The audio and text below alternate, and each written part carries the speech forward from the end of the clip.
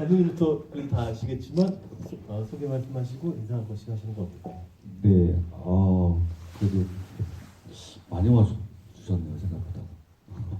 너무 반갑고요. 오늘 첫 GV인데 재밌는 얘기 많이 나눴으면 좋겠습니다. 저는 이 영화를 감독한 서보영입니다. 만나서 반갑습니다. 안녕하세요. 벗어날 탈에서 지우 역을 맡은 배우 위지원입니다. 반갑습니다. 네, 안녕하세요. 벗어날 탈에서 영목 역할을 맡은 배우 임호준입니다. 반갑습니다. 네, 영화에서 나오는 모든 검은 고소리를 연주하고 녹음했고요. 음악 감독이라는 타이틀을 주셔서 받고 있었습니다. 박우재라고 합니다. 이렇게 하시죠. 1시간 정도의 대화 시간이 있는데요. 한 절반가량 정도 제가 좀 진행해보고, 그리고 궁금하신 것들이 원래 있으실 테고, 그리고 말씀을 듣다 보면 또 생기실 텐데, 그 부분들을 중반부부터 자유롭게 질문해 주시거나 의견들을 또 주시면 좋으실 것 같습니다. 그렇게 한번 진행을 해보도록 하겠습니다. 일단 제가 궁금한 것은 감독님께서 음악 감독님하고 처음 일하시게 될 때 어떻게 알게 되셨습니까? 같이 하시게 됩니다. 일단 중간에 친구가 한 명 있고요. 그 연극 연출하는 친구, 공연 연출도 하는 그 친구가 있어서 그 친구 부탁으로 제가 검은고 공연을 촬영하고 뮤직비디오를 찍어준 적이 있어요. 근데 그때 이제 검은고소를 처음 들었는데 너무 제가 감동을 먹었어요. 그래서 언젠가 이 친구랑 꼭 한번 작업을 해야겠다 벼르고 있었죠. 그래서 자연스럽게 지금 이 영화까지 장편 하나, 단편 하나 같이 작업을 했거든요. 탈 시리즈를.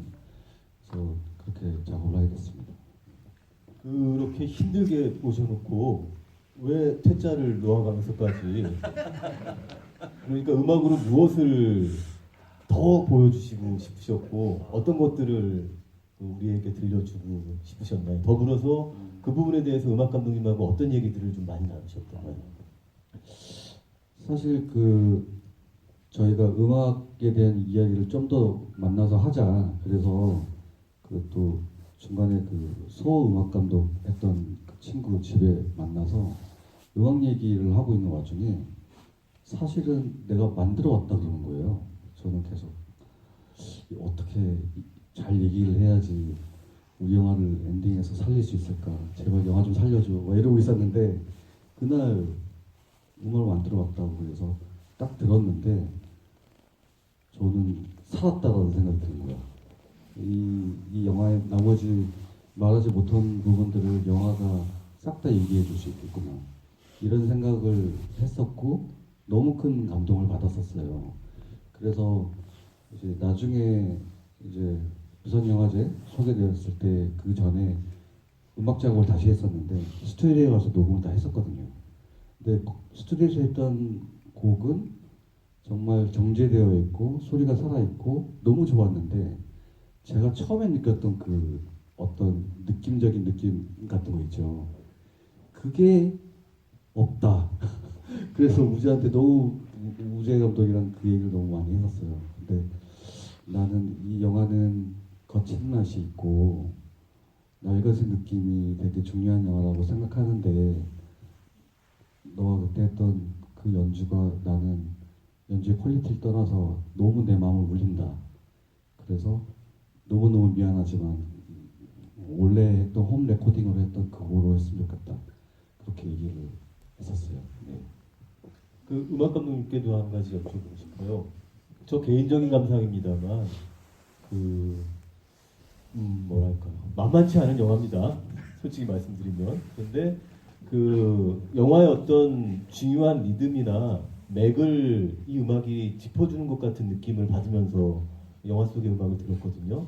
저 개인의 감상입니다만 음악 감독님께서는 이 작업을 하시면서 어떤 부분들을 좀 주안점을 두고 하셨는지도 좀 여쭤보고 싶습니다.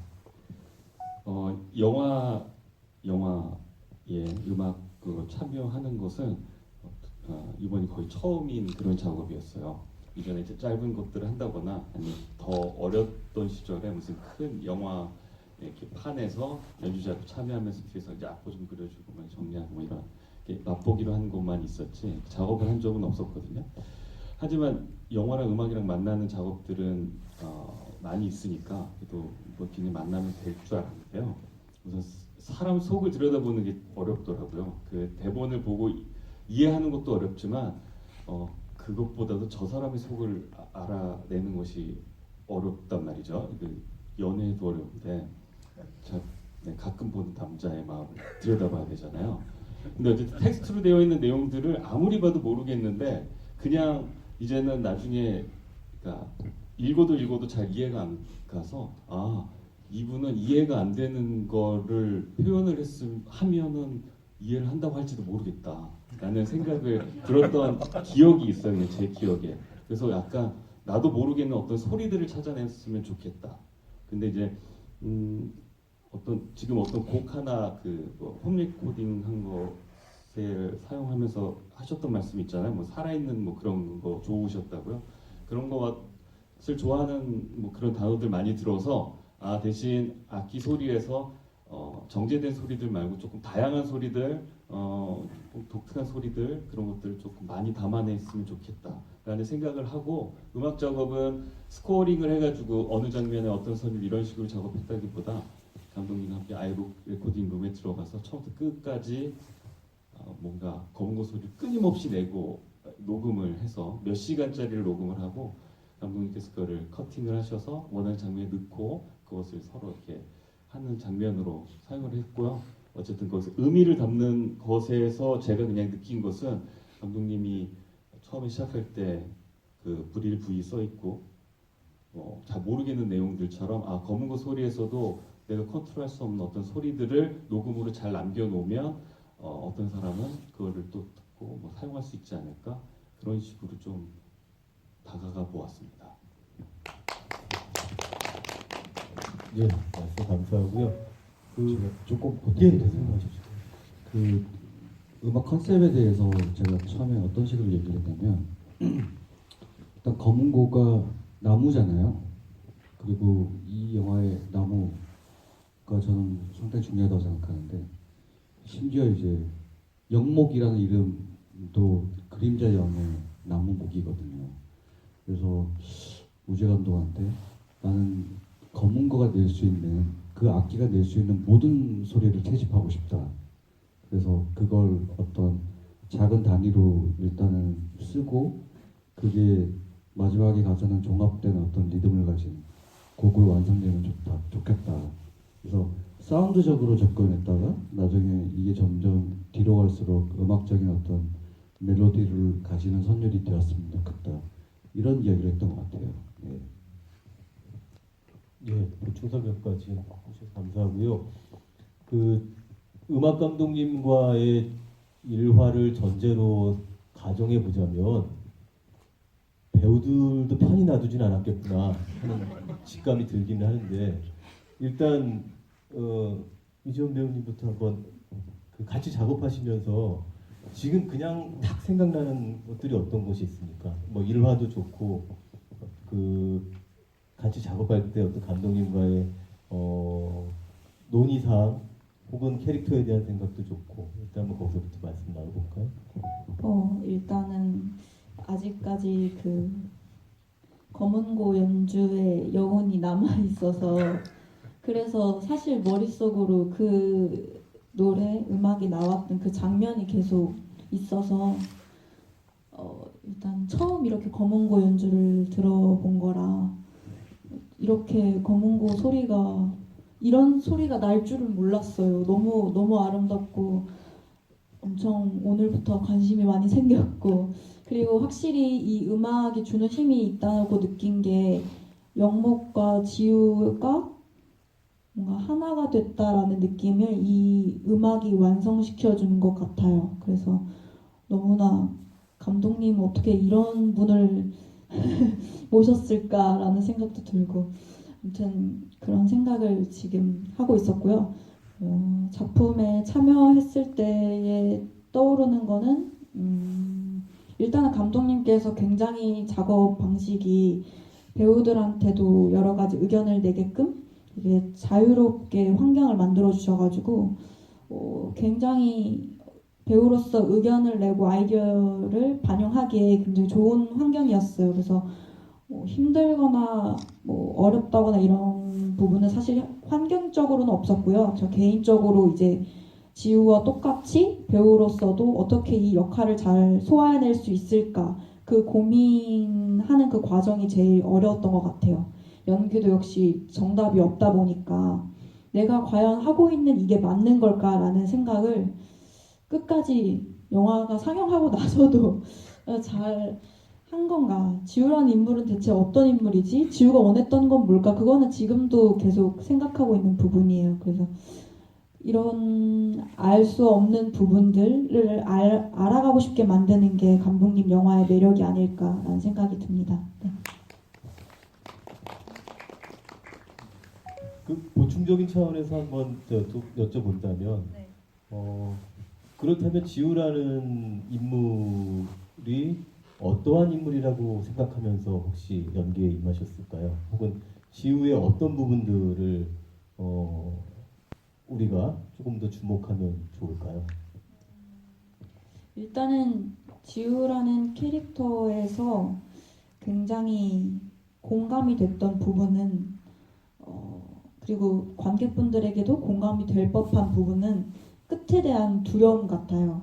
그래서 그 부분은 저 역시도 고민하고 있는 부분이고 해도 그 끝을 마주하는 일이 항상 쉽지가 않잖아요. 그래서 뭔가 지우가 그런 애니메이션을 통해서 그런 방법을 찾아낸 게 너무나 기특하고요. 그리고 저런 방법이 있구나라는 걸로 제 스스로한테도 뭔가 재미난 발견이 되기도 했고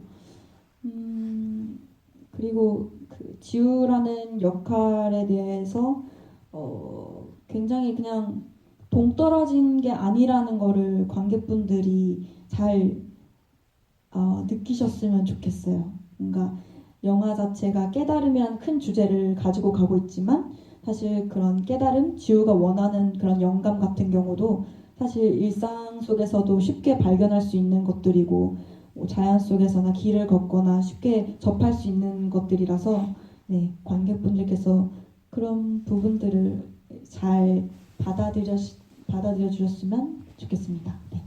예, 같은 질문을 임 배우님께도 드려볼까요? 네, 저는 일단 이 영목이란 캐릭터를 처음 만났을 때,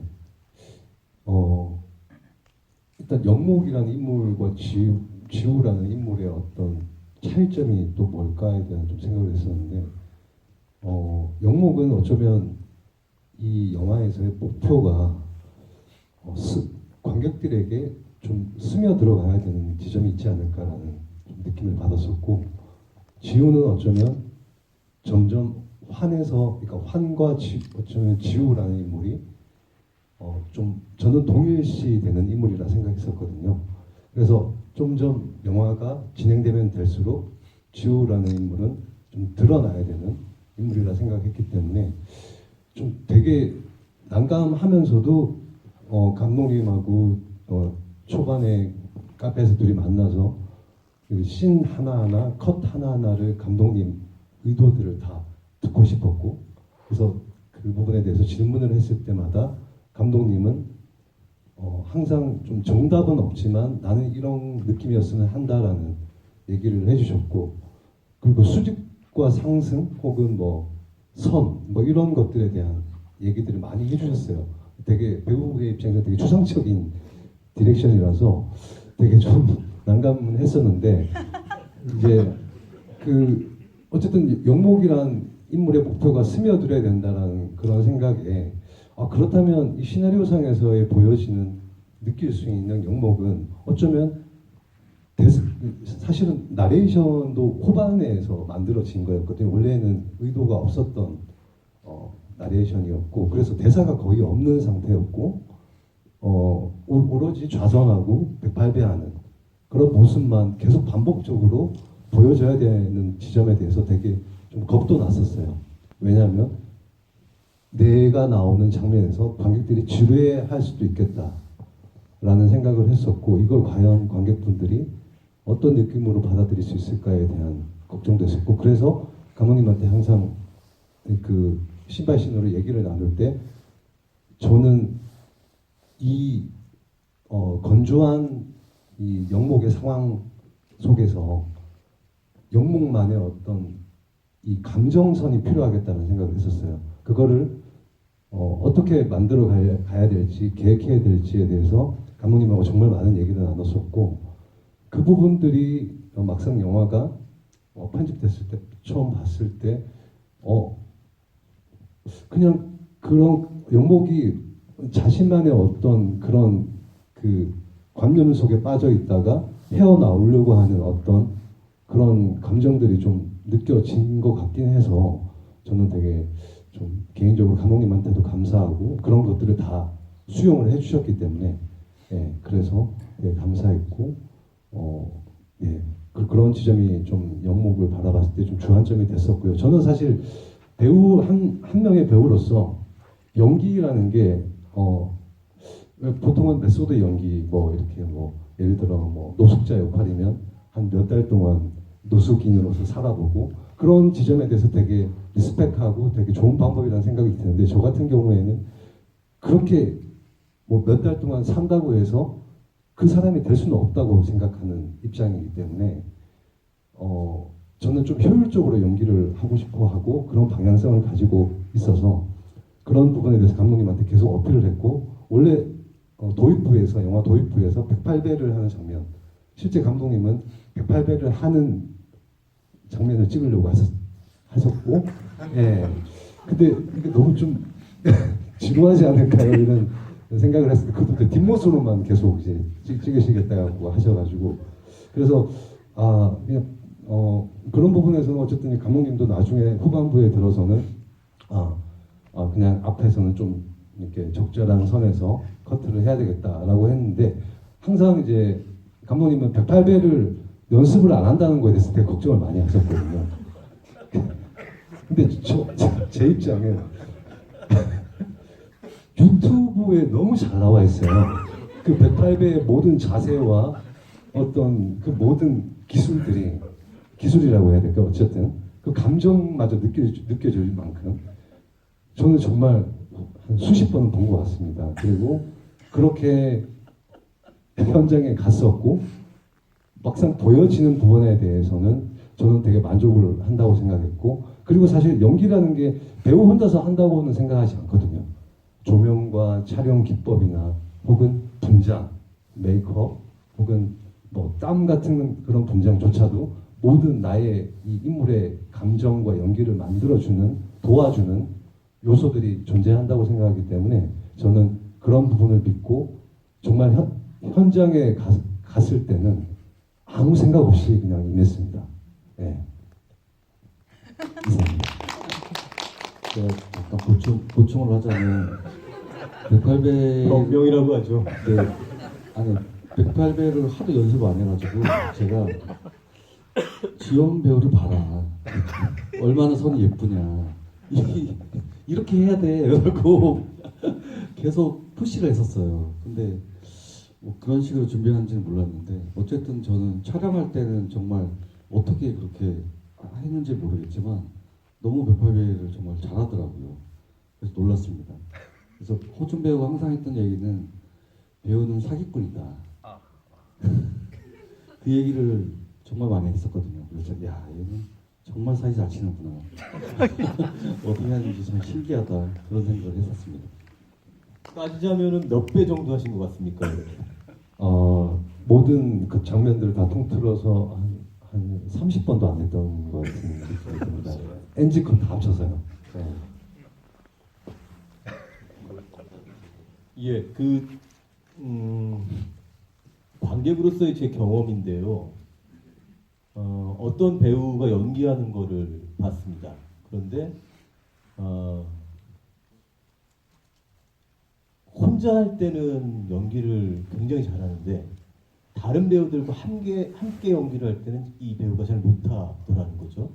그래서 어떤 상대역 배우가 있느냐 없느냐 그리고 혼자 연기하느냐, 둘이 연기하느냐에 따라서 그 각자의 마다의 장점이나 혹은 특색들이 따로 있을 수도 있겠구나라는 생각을 하게 됐는데 돌이켜보면 이 영화 속에서 이 두 사람이 만나는 장면이 실제로 이제 어떤 환영으로서 만날 수도 있습니다만 그 실물로서 만나는 장면이 거의 없잖아요. 그리고 혼자 그 연기하는 장면이 상당히 많은 편인데, 그러니까 1인으로서 연기할 때 그 중심을 둬야 될 그런 부분들이 혹시 있습니까? 혹은 보면서 이런 생각도 드는 겁니다. 아, 그러면 감독은 저때 뭐라고 연기 연출에 대한 얘기를 해줘야 되는 건가? 내가 보기엔 그냥 본다, 걷는다 이러고 있는데 그럼 배우와 감독은 어떤 얘기들을 나눴을까 하는 부분들이 구체적으로 궁금해지거든요. 그런 부분들에 대한 질문을 한번 배우님들께 들어보면 어떨까 싶어요. 임 배우님부터. 그러니까 하나의 재밌는 에피소드가 있었는데 그 영목이 누워서 오열을 하는 장면이 있었어요. 근데 원래 지문상에는 흐느껴 운다였던가 아니면 그냥 운다 이렇게만 적혀 있었는데 그래서 저는 여기서 내가 오열을 할 생각을 못했었고 그냥 흐느껴 우는 식으로 첫 테이크를 갔었는데 감독님이 저한테 오셔서 이런 얘기를 하시더라고요. 호진아, 사람이 너무 슬퍼서 울다 보면 나의 울음소리에 더 슬퍼져서 터질 때가 있지 않느냐 이런 식으로 얘기를 딱 해주셨는데 그게 너무 적절하게 저한테는 깊이 공감이 돼서 그렇게 울음을 터뜨릴 수가 있었던 것 같고 그런 것처럼 감독님께서는 항상 모든 테이크마다 저의 어떤 제가 생각했던 제가 어쩌면 의도하지 않았지만 혹은 본능적으로 나오는 어떤 것들에 대해서 일단 지켜봐 주시고 거기에 대해서 자기 그림과 조금만 정말 웬만하면 다 수용을 해주시는데 조금만 결이 다르다는 생각이 들면 그때는 또 조심스럽게 와주셔서 이런 느낌보다는 이런 느낌이 더 낫지 않나라고 이렇게 말씀을 해주셨던 기억이 나요.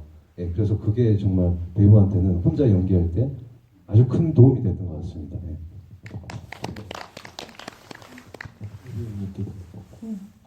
저는 아까 말씀드렸던 것처럼 지우가 작가로서 그 영감을 찾는 과정과 제가 배우로서 지우를 연기하는 과정 똑같이 영감을 찾는 과정이라서 그냥 촬영 내내 저도 그 지우의 행동이 저의 행동이기도 했던 것 같아요.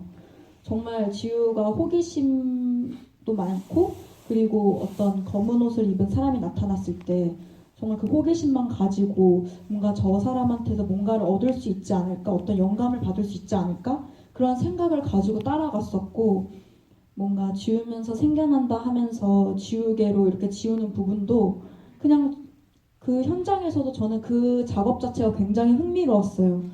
그게 저한테 새로운 발견이기도 했고 뭔가 배 속에서 그 인형을 꺼낼 때 정말 영감이 정말 고팠거든요. 정말 이렇게 내 안에서 나왔으면 하는 바람이 저에게도 실제로 있는 부분이었고 그래서 혼자서 연기하지만 뭔가 지우랑 같이 하는 느낌이라고 해야 될까요? 그래서 그런 재미가 저는 있었어요, 개인적으로. 그리고 덧붙여서 말씀드리자면 마지막에 이제 호준 배우님이랑 만나게 되는데 각자 이렇게 장면을 연기를 하다가 마지막에 딱 만나게 되니까 그것도 참 감격스럽더라고요. 뭔가 겨울에 촬영하시고 저는 여름에 촬영하고 둘 다 개인의 고생을 다 마친 상태에서 이렇게 딱 눈을 마주치면서 연기를 하는데 뭐 그 순간 뭔가 필름처럼 다 지나갔던 것 같아요. 지나온 시간들이. 그래서 네 그때 딱 외로움이 채워졌던 것 같습니다. 혹시 각자의 촬영분을 보신 적은 있습니까? 현장에서 그러면 촬영하실 때? 네 촬영하실 때 저는 네 모니터로 확인은 했었어요. 네. 저 같은 경우에는 이제 매 촬영 회차가 끝날 때마다 감독님 집에서 촬영을 했거든요. 그래서 감독님과 집에서 맥주 한잔 하면서 모니터를 그날 찍은 분량을 처음부터 끝까지 다 보고 서로 얘기 나누고 그런 작업을 계속 했었던 것 같아요. 이런 장면을 한번 여쭤보겠습니다. 그 마지막 엔딩 씬인데요. 이 엔딩 씬에 대해서 그냥 저는 감독님만의 생각이 궁금한 것이 아니고 여기 계신 네 분의 생각이 모두 궁금합니다. 음악 감독님까지 포함해서 이 마지막 씬에 대한 각자의 그 말씀을 한번 듣고 싶습니다. 예, 감독님. 그러면 제 얘기는 제일 마지막에 듣는 게 좋지 그러시죠, 않을까요? 그러면. 네, 예. 네. 그래서 그러면 우리 음악 감독님부터.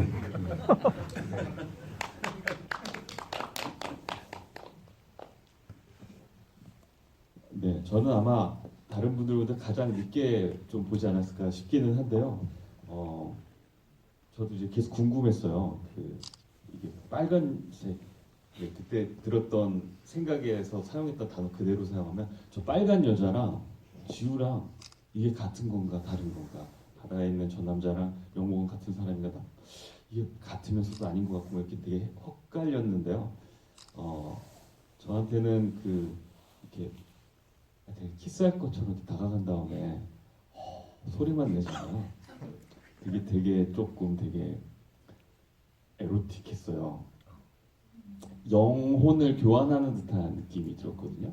그래서 우리가 알 수 없는 세상에 우리가 알 수 없는 작용으로 양자 물리학 얘기하면 우리 모르는 것처럼 이렇게 뭔가 두 개의 영혼이 합쳐져서 뭐가 이렇게 되는구나, 약간 그런 식으로 그 순간을 바라봤거든요.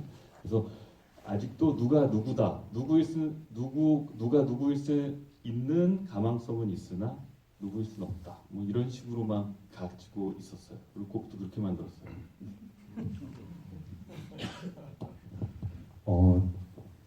저는 그 물전이 항상 좀 생각나면서 항상 아쉬운 장면이라고 생각해요. 제 개인적으로는 둘이 만나서 둘이 호흡하고 뭔가 둘이 교감을 하는 듯한 느낌. 그게 뭐 서로 다른 인물이 한 자리에 만나는 어떤 느낌일 수도 있겠지만 동일 인물이라고도 생각이 들기도 했고, 근데 이제 그 물전이 가장 큰 저는 작용을 한다고 생각했던 게 물전이 이렇게 화면에 클로즈업 되면서 들어있던 물이 이렇게 살짝 찰랑거리는 느낌이 어쩌면 이 영화의 하나의 대표적인 이미지라고도 생각을 했었고, 시나리오 단계에서. 근데 이제 촬영을 하고 있을 때 감독님, 저는 시나리오 상에서 읽었을 때 그 물잔의 느낌은 물잔의 물이 지금처럼 좀 잔잔한 느낌으로 끝나는 게 아니라 찰랑거리면서 이렇게 물방울을 튀는 느낌으로 상상을 했었거든요. 그게 너무 또 좋았었고요. 근데 감독님은 그렇게 생각을 안 하고 계셨던 거죠.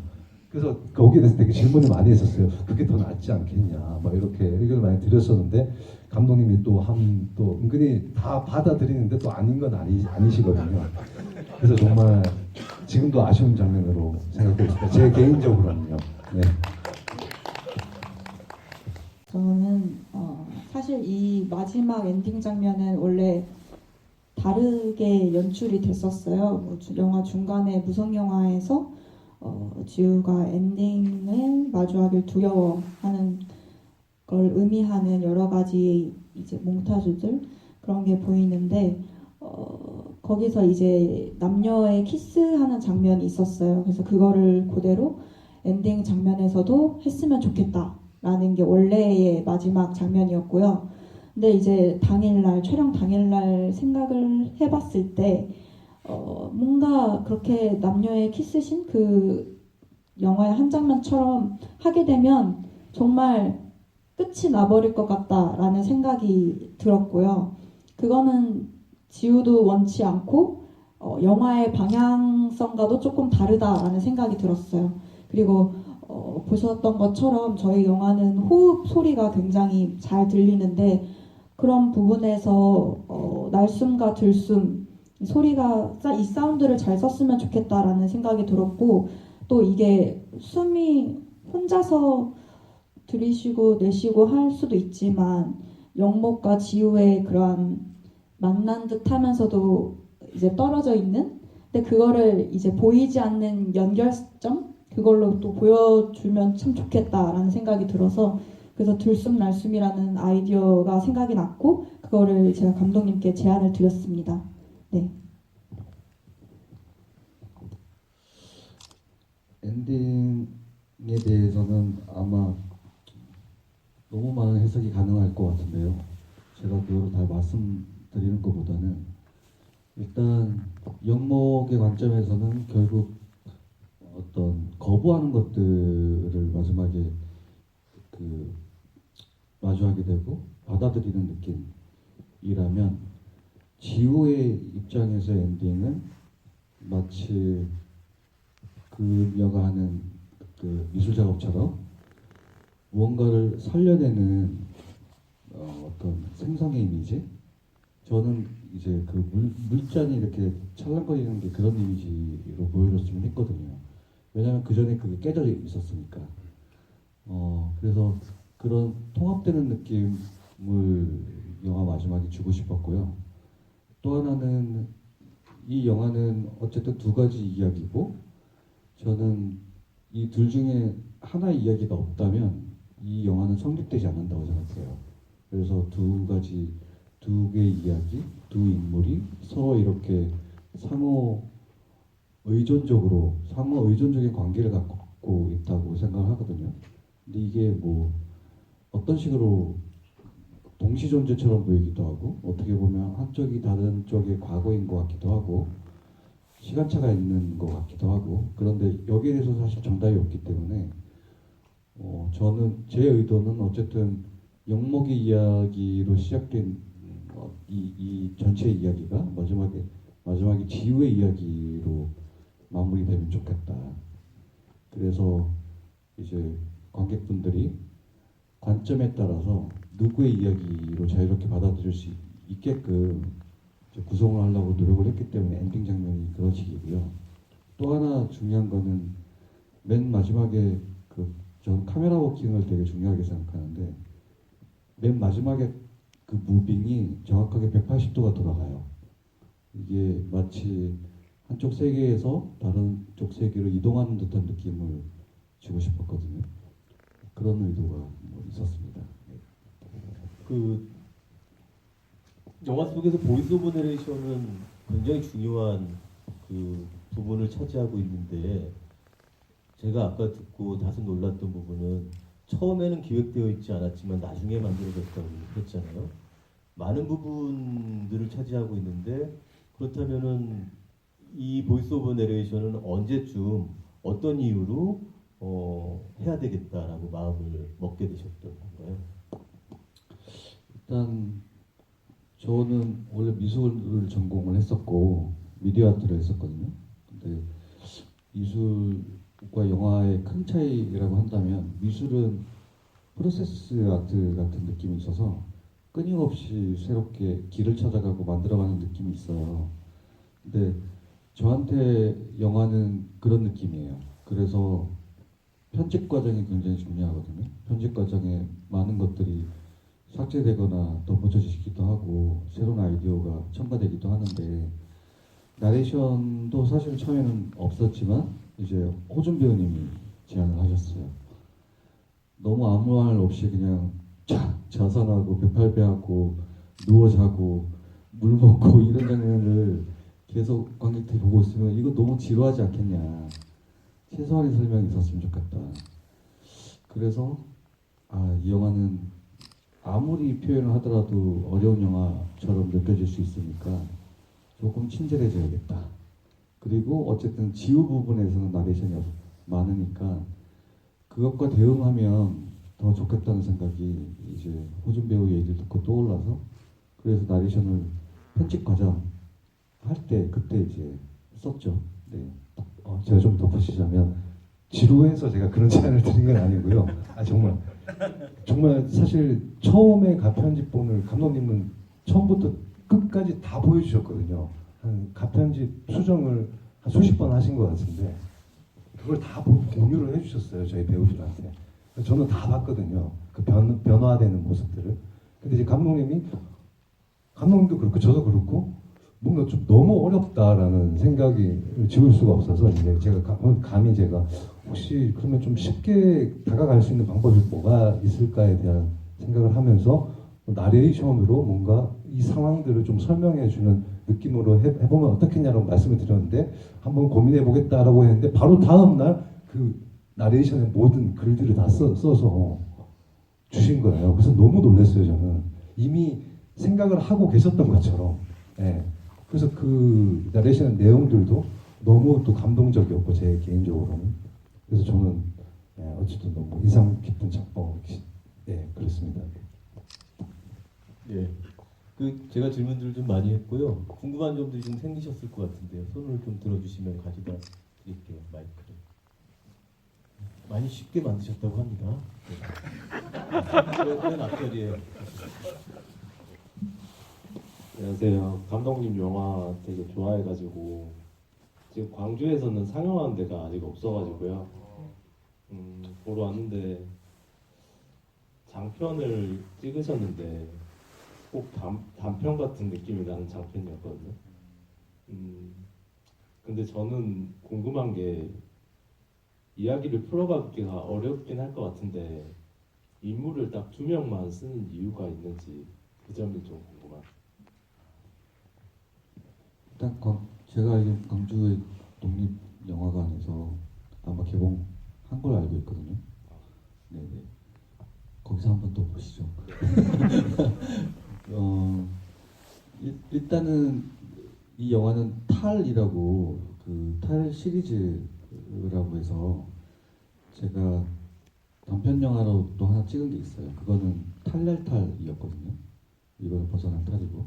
그래서 이 시리즈를 처음에 기획할 때 몇 가지 원칙이 있었어요. 그래서 4대3 비율을 사용할 것, 그리고 남녀 한 명씩만 등장할까, 그리고 검은고 음악을 사용할까, 뭐 이런 제 내부의 그 규칙을 정해놓고 이 포맷 안에서 만들어보자는 생각을 했었어요. 그리고 또 하나 중요한 거는 한자, 저는 한자를 잘은 모르지만 조합들, 의미 파생하는 방법들을 저는 되게 흥미롭게 생각하거든요. 그래서 가장 중요한 거는 그 한자 안에서 이야기를 찾아내자. 한자가 하나의 어떤 이야기의 씨앗, 잠재태의 느낌으로 저한테 다가와서 그래서 그런 식으로 했습니다. 네. 그 무자를 그렇게 영화에서처럼 해석한 것도 감독님의 어떤 생각이신 건가요? 네, 근데 무자의 어원이 여러 가지가 있던데 그렇게 마치 다비식을 하듯이 밑에 불이 있고 나무가 있고 위에 사람이 타서 사라지는 그런 느낌으로 해석하는 무자 해석이 있고요. 또 하나는 춤추는 무희처럼 해석하는 방법이 또 있더라고요. 그래서 제 영화 속에는 두 가지가 다 나와요. 그래서 마지막에 그 수피 댄스를 추는 것도 사실은 무의 형상을 이미지화한 거라고 볼 수 있죠. 네. 예. 저 뒤쪽에 어떤 분들이 계셨어요? 예, 손 들어주십시오. 네, 영화 잘 봤습니다. 저 감독님과 음악 감독님께 질문하겠습니다. 저는 영목이 육과 색을 탐하는 존재처럼 느껴졌고요. 그 이후에 그 영목의 대사에서도 깨지는 소리만 남고 나는 사라져 있다라는 거로 이제 그 어떤 깨달음의 여정 같은 느낌이었는데 나 없음을 표현한 느낌이었는데 혹시 감독님께서 108배를 하면서 그런 어떤 깨달음을 어떤 경지라고 말하기는 좀 그렇지만 그런 체험 같은 거를 경험하신 걸 영화에 담으신 건지 아니면 불교 철학을 공부하시면서 이거를 이렇게 이미지적으로 푸신 건지 궁금하고요.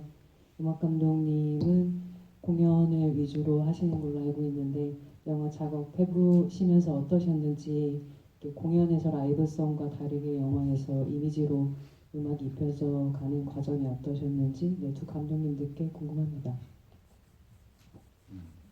일단 제가 정말로 영목처럼 108배와 자선을 하던 시절이 있었어요. 꽤 오래 몇 년을 그렇게 뭐 매일 한 건 아니지만 꽤 관심 있게 불교 철학에 심취해서 정말 깨달음이 뭔지 너무 얻고 싶어 했었거든요. 근데 그러다가 네, 상당히 오묘한 체험을 하긴 했어요. 경계가 사라지고 아 이거밖에 없구나 이거구나라고 내가 찾던 게 이거구나라고 했던 그 경험이 있어요. 근데 그게 이제 영화 속에서는 마지막에 깨지는 소리만 있고 듣고 있는 내가 없었다로 표현이 됐는데 이게 참 영화적으로 풀기 어려운 거더라고요. 그래서 저는 이걸 영화의 언어로 풀고 싶다는 게 되게 큰 도전이었습니다. 네. 네. 네, 저는 검은고를 어려서부터 해서 네, 검은고 연주자로 살고 있어요. 네. 네, 뭔가 고도화된 그 뭐라고 그럴까요? 연주를 잘 연마해서 정해진 시간 동안 한 달, 두 달 연습을 해서 사람들한테 짜잔 보여주고 거기서 희열을 느끼고 이런 게 즐거운 직업으로 삼고 있는데 이제 영화랑 만났을 때는 아까 이야기 중에 나왔던 것처럼 이게 사람 속을 들여다보는 게 참 어렵더군요. 무슨 작업을 많이 해보지 않아서 뭔가 방법을 찾지도 못했을 거고 이번 작업 스타일도 많은 작업 다른 사람들이 음악 감독들이 하는 여러 가지 스타일들 중에 어떤 한 부분에 발끝 이렇게 한 조금도 못 쫓아갔을 테지만 어쨌든 사람의 마음속을 깨뜨려 본다는 건 참 어렵다는 것. 그러면서도 무언가 함께 이야기하면서 하나의 어떤 점을 통해 이렇게 이렇게 뭐가 맞아질 때가 있잖아요. 얘기하다 보면 이렇게 쿵짝이 맞을 때가 한 번 있으면 또 거기서 또 힘을 얻어서 다음 10번의 빠꾸를 맞아도 이제 강력해지는 순간들이 생기곤 하던데요. 뭐 앞으로 또 다시 뭔가 영화의 작업이 또 들어온다 그러면 그때는 또 어떤 방법으로 내가 작업을 할 수 있을까 상상조차 안 되는데요. 어쨌든 이번에 기회에서는 참 즐겁고 알 수 없는 이야기들 속에 제가 빠지는 기분이 있어서 참 재밌었습니다. 많은 사람들 앞에서 감독님 감사합니다. 제가 더 감사합니다. 두 분이서 합을 맞추고 오신 건 아니시죠? 약간 의심이 듭니다만. 예, 저 뒤에 모자 쓰고 계신 분, 예, 방금.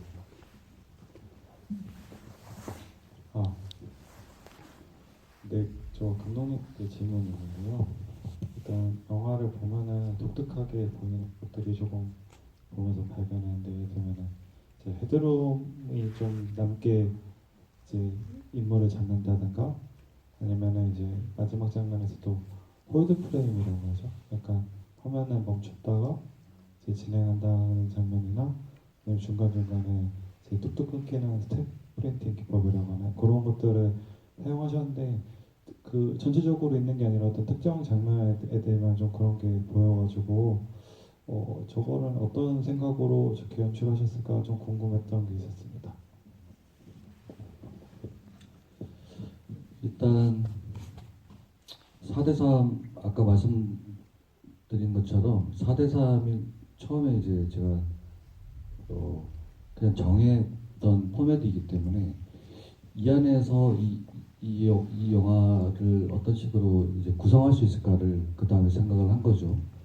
근데 이 영화는 어쨌든 수직의 움직임이 상당히 중요한 영화라고 생각했기 때문에 4대3 비율이 중요하다. 그리고 고전 영화의 4대3이 비율을 쓰고 있고 고전 영화는 엔딩 크레딧이 끝나면서 그냥 딱 뜨고 그냥 끝나버리잖아요. 앞에가 되게 길고 그래서 그런 방식을 사용한 것도 있었고 어쨌든 4대3을 채택을 했기 때문에 그 프레임 하나하나를 되게 회화적으로 잡아야 될 필요가 있었어요. 그래서 인물을 잘라서 잡는 그런 뭐 것들이 좀 많이 있었던 것 같습니다. 그리고 또 하나 질문이 뭐였죠? 또 하나 뭐였죠? 그게 단가요? 제가 보충 질문 하나 할게요. 지금 총장님께서 들으신 질문을 제가 조금 거칠게 요약하자면 어떤 공간에 대한 질문이기도 하고 앵글 그리고 속도에 대한 질문이기도 할 텐데요. 그 시청각적으로 흥미로운 지점들이 많은 영화인 것 같습니다. 제 경우에는 지금 좋은 질문을 주셨으니 거기에 한번 덧붙여 보자면 색과 빛에 대한 느낌이 굉장히 좋았다는 그 인상을 갖고 있는데 이를테면 전반적으로는 푸른색이라고 할까요? 청록색이라고 할까요? 이런 부분들이 배경인데 음악 감독님의 표현을 들자면 꽃 같은 어느 한 점의 이런 부분들은 굉장히 강렬한 붉은 빛을 그 안에 띄고 있더라고요. 그래서 이런 상반된 세계 구조나 그리고 빛에 대한 부분들이 이 영화를 매혹적으로 보게 만드는 좋은 지점들이라는 생각이 드는데 이 부분에 대한 감독님의 아이디어들이 어땠는지 좀 궁금합니다. 일단 아까 그 제가 프리즈 프레임에 대해서 예, 프리즈 프레임에 대해서, 대답을 예. 못 해가지고 그 얘기를 먼저 드리자면 이 영화는 정지와 움직임을 하나의 어떤 전체적인 키워드로 생각을 했어요. 그래서 정지는 카메라 정지가 될 수도 있고, 그리고 좌선하는 자의 정지가 될 수도 있고, 그 움직임은 108배 이런 느낌이 있는 거죠. 그래서 저는 영화를 하나의 무빙 이미지로 바라보는 관점이 있기 때문에 그 어느 순간 정지하는 프리즈 프레임을 넣었을 때 저는 오히려 그 움직이던 이미지가 정지할 때 좀 더 움직임에 대해서 생각하게 된다. 이 움직임에 대한 어떤 관객들이 이게 영화다라는 사실을 그 순간 다시 한번 이렇게 인지하면서 움직임에 대한 사유를 할 거다라는 생각을 했었어요. 그리고 이 움직임에 대한 것은 마지막에 그 플립북 있죠. 플립북은 애니메이션과 달리 제가 움직여야 이미지가 움직여지잖아요. 손이 움직여야. 이런 관계. 그리고 그런 관계 때문에 그 프레임은 영화 자체도 사실은 제가 지금 편집하고 있는 입장이었으니까 그런 느낌으로 약간 확장시키고 그러니까 움직임과 정지라는 이 화두를 확장시키고 싶었던 그 영화 바깥으로까지도 그런 의도가 있었고요. 그리고 세계관에서는 이 영화의 붉은색은 정말 중요한 색이고 붉은색의 계열이 있고 푸른색의 계열이 있다고 생각을 해요. 그러니까 물과 불이라고 거칠게 이렇게 구분할 수도 있을 것 같은데요. 그리고 그거는 영화의 어떤 두 개 상반된 컨셉이기도 하지만 각각의 인물하고도 연결되는 지점이 있어요. 말하자면 영목이 좀 더 물적인 요소들이 많다면 지우는 불적인 요소들이 많죠. 그래서 이런 세계 대비를 처음부터 많이 생각을 했었어요. 그래서 제가 사용했던 카메라가 그 볼렉스 D16이라고 해서 우리나라는 몇 대 없는데 그 볼렉스 옛날 필름 카메라의 질감을 되게 많이 내거든요. 그리고 빛에 상당히 민감해요. 그래서 저렇게 강렬한 색채가 나오게 찍기가 사실은 쉽지 않은데 그 카메라 가진 특징을 많이 이용하고 싶었죠. 그래서 붉은색을 더 강렬하게 보이게 만들고 싶었습니다. 모닥불도 인상적이었습니다. 예. 예. 저기 앞쪽에 좀 계시네요. 세 번째.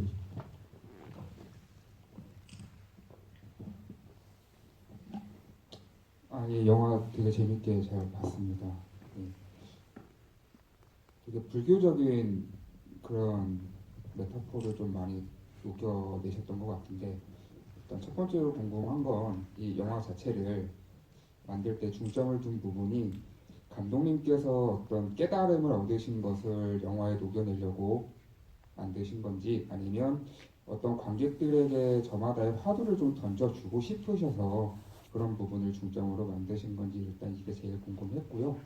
그리고 두 번째는 이 영화를 이제 관객들에게 보여주실 때 조금 팁을 주십사 좀 여쭤보고 싶은 건데 이 영화 내에 있는 어떤 이미지들 하나하나에 좀 중점을 둬서 해석을 하기를 원하시는지 아니면 이 영화를 한 줄로 쭉 꿰어서 어떤 서사적으로 마지막에 나오는 그 결말에 다다랐을 때 그 느낌을 가지고 관객들이 좀 받아들이기를 원하시는지.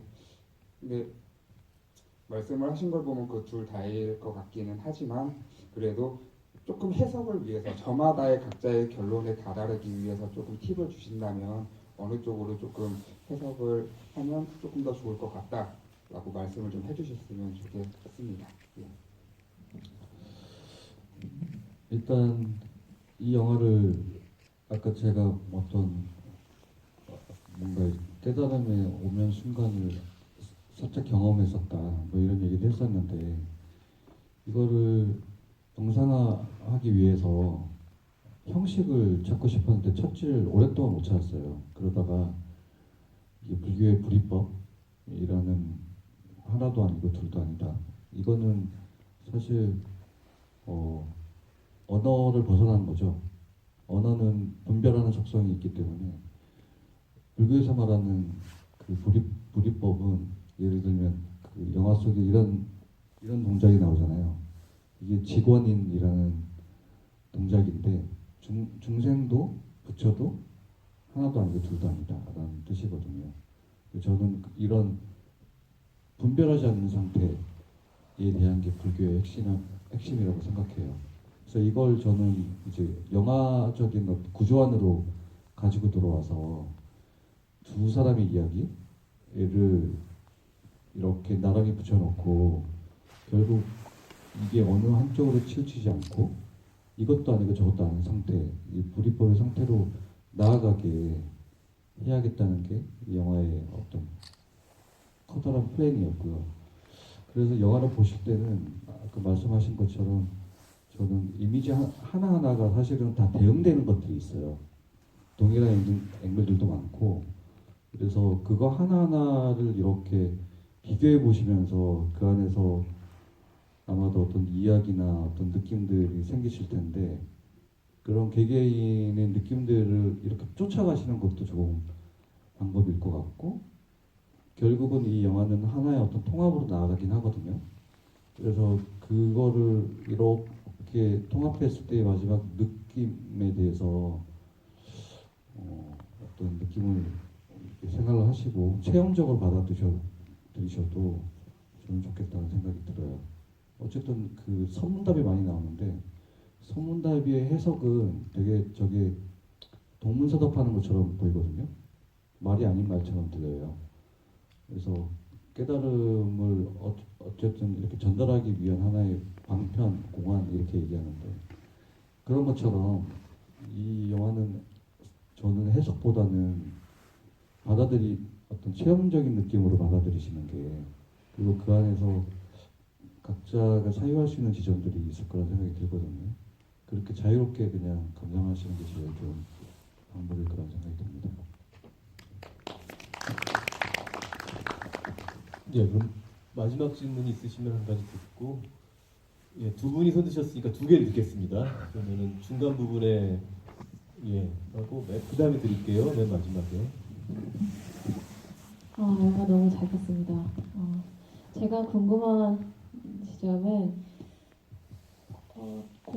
저도 공간에 대한 지점이 되게 궁금한데 이 영화가 되게 자연적인 이야기들이 많이 나오잖아요. 자연에 대한 상징들, 불, 물, 그런 것, 나무까지 이렇게 나오는데 아파트가 사실 공간이니까 그게 되게 한편으로 더 단절되게 계속 만들고 있었던 것 같아서 약간 그 공간이 아파트로 선정을 하셨던 이유가 좀 궁금한 것 같습니다.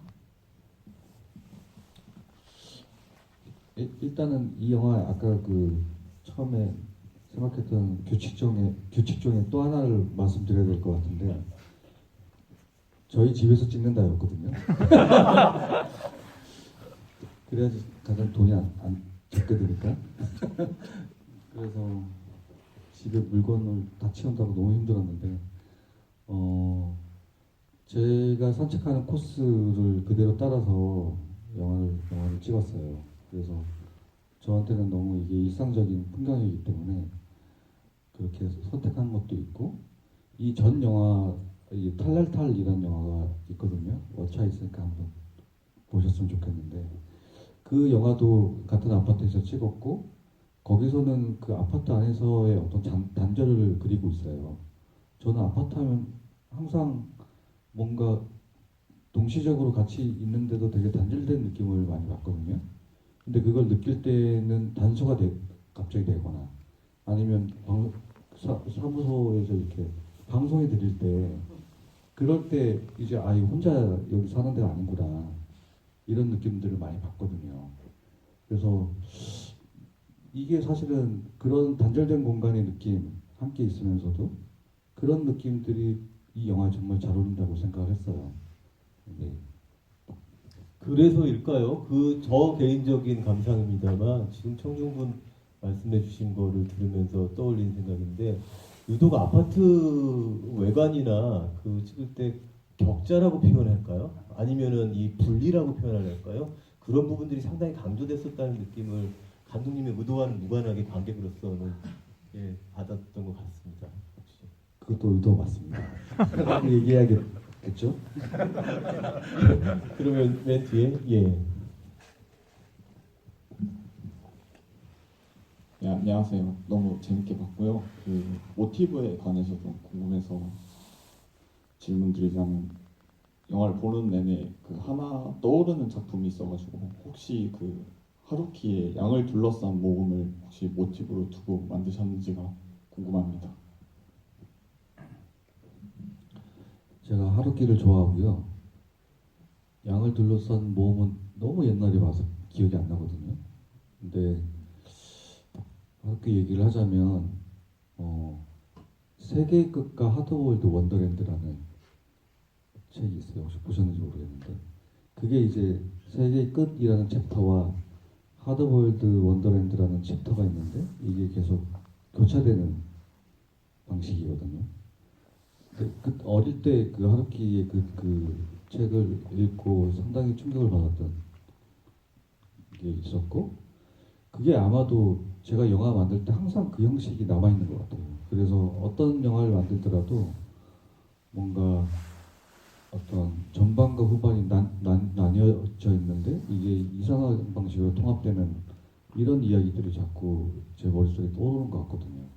근데 분명히 이 영화도 그 영향 아래에 있다라는 생각을 하고 있습니다. 그 레퍼런스를 말씀하셨으니까 저는 조금 더 1차원적인 질문을 한번 추가하고 싶습니다. 그 해변의 사나이라고 하는 말은 되게 중요하고 그 존재도 중요하잖아요. 그리고 그 인물이 읽는 책에도 등장하는데 저는 사실 못 읽어본 책인 것 같아요. 그 책은 어떤 책입니까?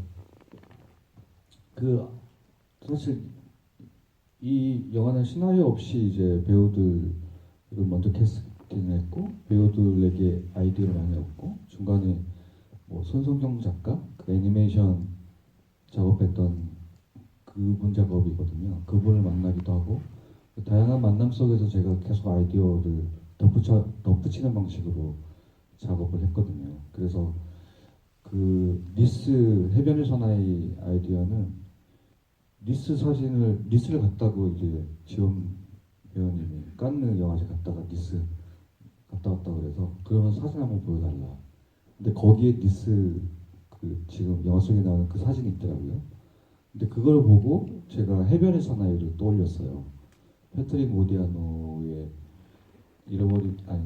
어두운 상점들의 거리에 나오는 해변의 사나이 이야기가 뭐냐면 그 해변의 사나이는 그 소설 속에서 휴양철에 항상 누군가의 사진 뒤에 찍히는 존재인데 그 존재가 언제부터 사진 속에 등장했고 또 언제 사라져 버렸는지는 아무도 모르는 그냥 낯선 어떤 존재이거든요.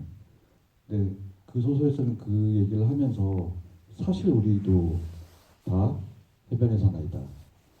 그런 우리들의 존재라는 것은 그냥 모래에 찍힌 발자국 정도만큼의 그렇게 짧은 찰나일 수밖에 없고 유한한 존재다. 이런 얘기를 하는 게 있었는데 그 사진을 보면서 해변의 사나이가 떠올랐어요. 바로 그 중간에 있는 그래서 해변에서 하는 이야기가 자연스럽게 어떤 사진 매체와 관련해서 이 영화에 들어오게 되었습니다.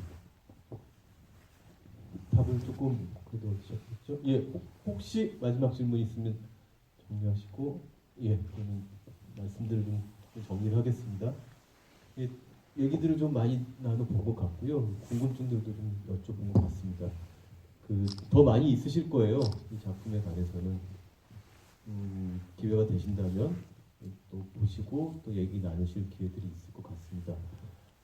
제가 알기로는 이제 영화 개봉하고 첫 번째 GV라고 하셨나요? 그죠? 예.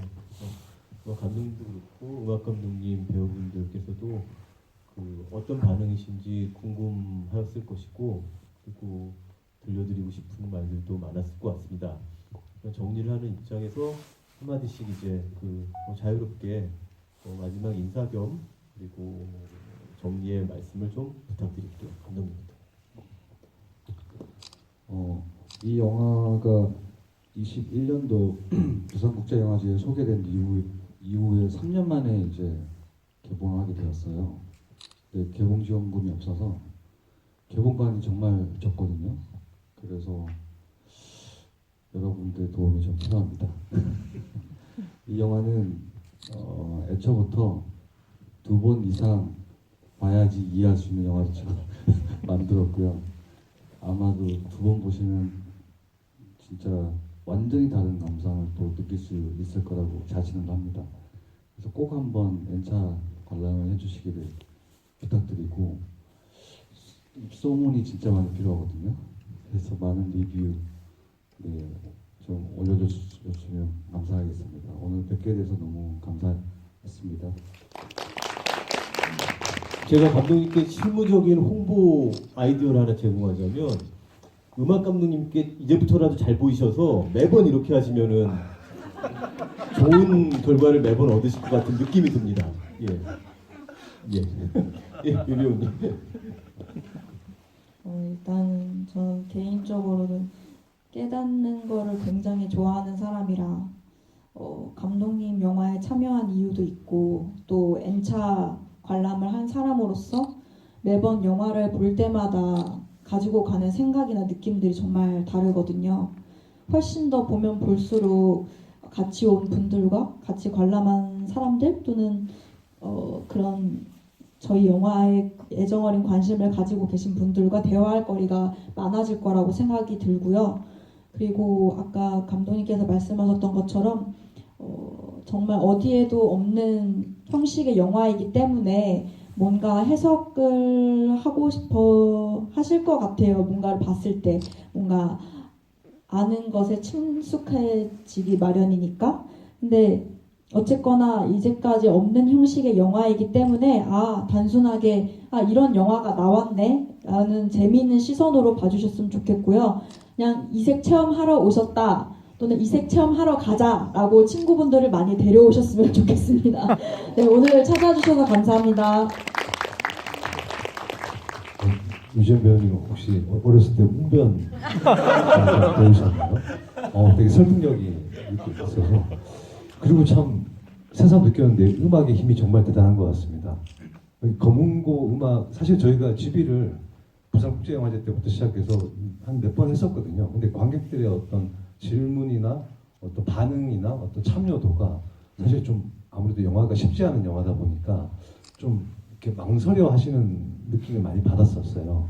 근데 오늘은 너무 질문들을, 수준 높은 질문들도 되게 많이 해주시고 막 서로 막 하시려고 하는 그런 게 느껴져서, 이 음악이 어쩌면 뭔가 이 영화에 마음을 열게 해주는 하나의 어떤 장치가 되지 않았나. 그래서 좀 앞으로 좀 부탁드리겠습니다. 네. 여기 PD님이 어디 계시던데 들으시면 안 될 것 같은데. 네. 도움이 된다 그러면 언제든지 꼭 나가도록 하겠습니다. 우리 서 감독님이랑 혹시 인사할 기회가 생기신다 그러면 눈동자 한번 바라보세요. 이 동공이 색깔이 조금 남다른데요. 저는 늘 친구들한테 얘기해요. 이렇게 빠져드는 눈동자를 가진 남자라고. 정말 그런 아름다운 눈을 가진 사람이거든요. 그 아름다운 사람의 눈으로 바라본 세상의 이야기들을 또 어떻게 풀어내는지에 대한 궁금증이 어떻게 이 영화로 해결이 되는지는 모르겠으나 앞으로 또 다른 영화에서 혹은 또 다른 어떤 현장에서 만나게 되든 뭐 서감독님과 다 함께하는 일이라면 즐거울 것 같습니다. 그리고 오늘도 이렇게 함께 제가 연주했던 점처럼 많은 점들로 와주신 여러분들과 함께 이 면을 채워주셔서 너무나 감사합니다.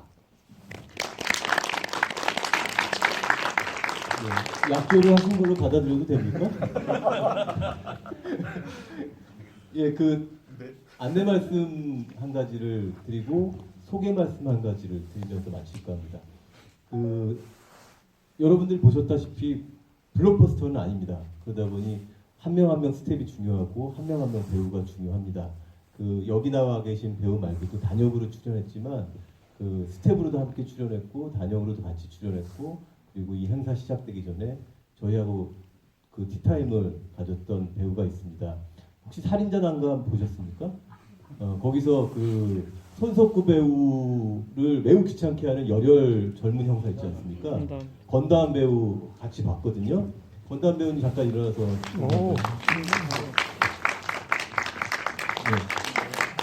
이 영화에 스텝으로 참여했고요. 그리고 자전거 타고 지나가는 남자, 끌고 가는 남자. 보셨나요? 예, 같이 출연했었습니다. 이렇게. 그리고 배우 한 예, 분 한 더 김현정 배우님 모셨다고 들었는데 예. 여자친구 목소리도 너무 그래도 대사의 맛이 너무 인상적이었습니다. 대사를 한 번만 해주시면 하겠습니다. 네 분이잖아. 네 분인데.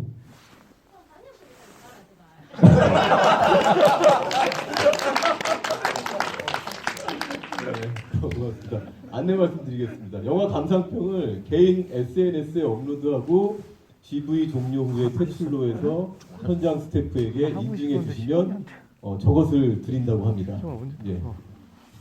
잘 받아가시면 좋을 것 같습니다. 예. 그 금요일 날 늦은 시간까지 그 같이 할 수 있어서 좋았습니다. 조심히 돌아가시고요. 같이 해주신 감독님과 배우분 그리고 음악 감독님 그리고 성분분들 다 같이 고맙습니다.